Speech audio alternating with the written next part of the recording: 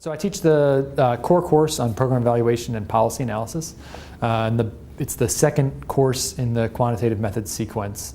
So it'll be the spring course. And the idea is to build on some of the tools that students have learned in the fall about how to do sort of the nuts and bolts of some quantitative analysis, and to really learn in a more applied way how to put these tools in action to evaluate programs. Nowadays there's a lot of emphasis and a lot of attention, I think rightly so, on the outcomes of programs, whether programs actually achieve their goals, do they raise student achievement, do they do these types of things. And so the course talks about that idea in general and then examines a whole bunch of different strategies ways that you can use quantitative data to try and understand these the effects of programs on outcomes of interest.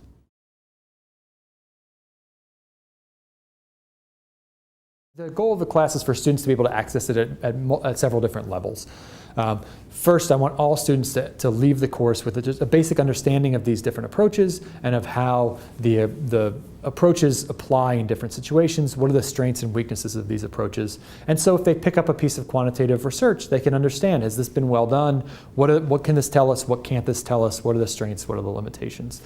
Students who want more than that, though, have opportunities to do that. It's structured into the course. We have problem sets where students can apply these skills, because I think that you don't really learn it if you aren't actually working with real data and applying the skills yourself. But for students who want to take this even to the next level, there are opportunities for them in their final project and in other ways to do a program evaluation on their own of a program that they're interested in. So actually learning how to structure a whole evaluation from the beginning to the end. And so not all students have to do that, but if students want to learn how to do that, there's the opportunity there.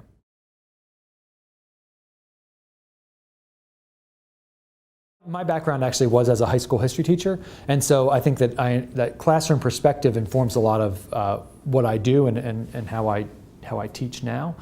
And I think that students from all different areas definitely are interested in different things and bring a lot of different interests to the classroom. And so we have students who come out of the classroom who are really interested in questions about, all right, so there's this, there are these professional development programs or curricula out there. How do they actually affect students? What's the research say about that? There are policymakers, people who come from policy backgrounds, who are more interested in understanding the effects of broader policies. And I think that this, one nice thing about the class is all of those different perspectives and interests have a voice, because the tools that we're learning in the class can really be applied across all of those different settings and different interests. And people can, the tools are sort of a consistent set of things. People can take them and apply them in a whole different range of ways.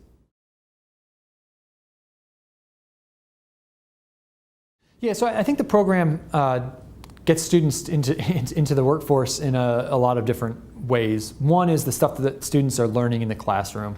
Talking with students who have left and gone on and come back and talk about what they learned. They say that being able to point to specific things, specific skills, tangible skills that they've learned, is really a valuable thing when they're doing a job interview. They can say, oh yes, well I know what this means, and here's how I would think about using it in this position.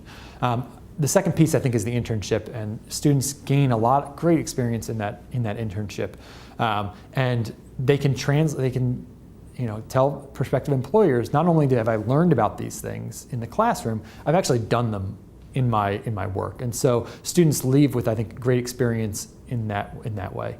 And then I think the professional networks of the folks who are here are also really invaluable.